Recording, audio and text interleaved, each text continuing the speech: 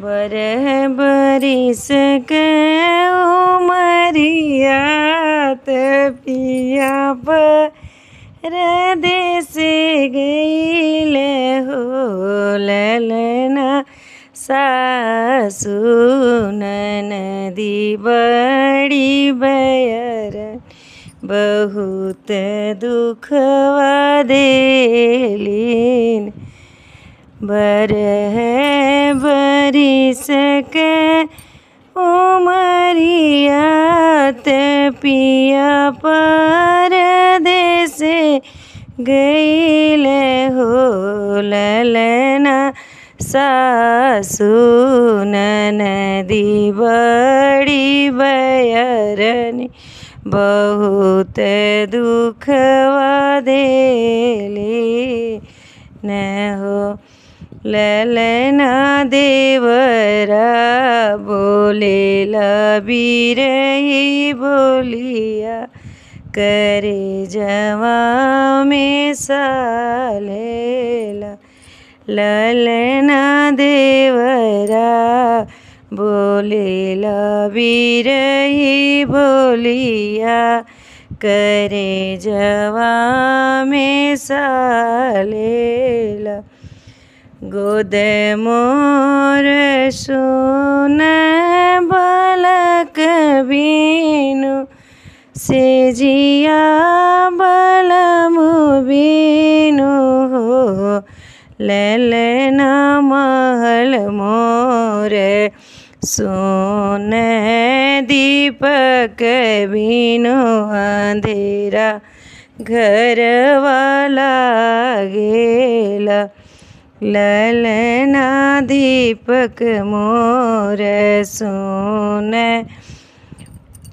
दीपक बिनु अंधेरे घरवा लागेला।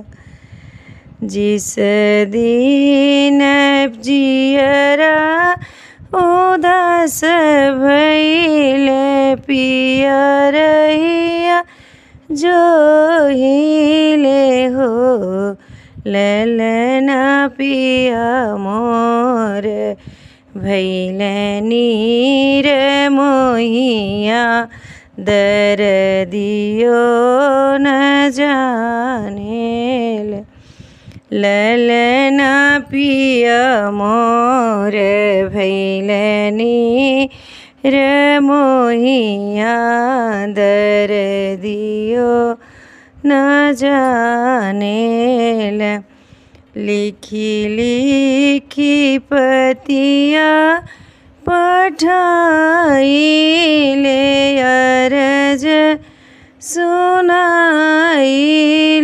हो ललना कवने सवती भर मावे पिया नाही आवेल। ललना कवन सवती भर मावे पिया मोर नहीं आवे।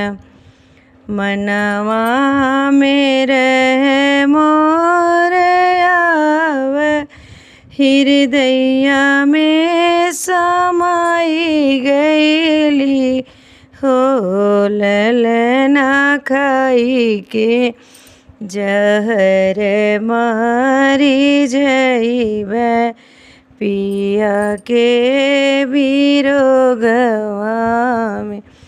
ललना खाई के जहर मारी जइबे ते पिया के बियोगवा में।